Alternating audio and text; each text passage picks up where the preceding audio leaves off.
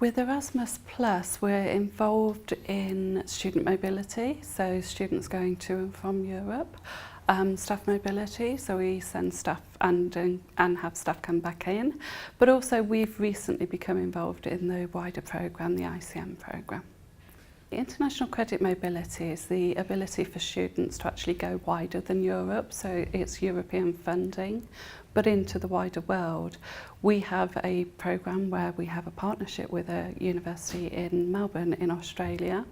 It's called Monash, and we actually send students anyway.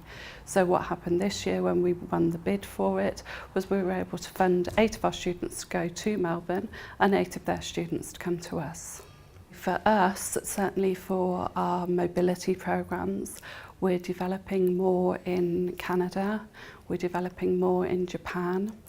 It's giving some of our staff the ability to be able to work more closely with staff in those universities, which helps develop our programs.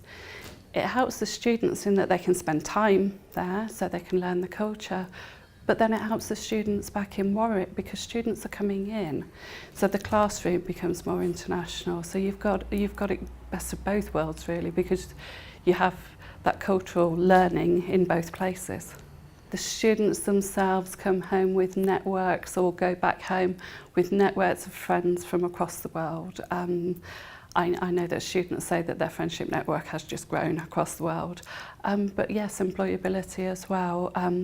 The students not only developing their academic learning, their wider learning, their personal development, but they're opening their eyes to opportunities that might be in other countries, and perhaps that might be where they want to go. So employability, huge benefit to the students.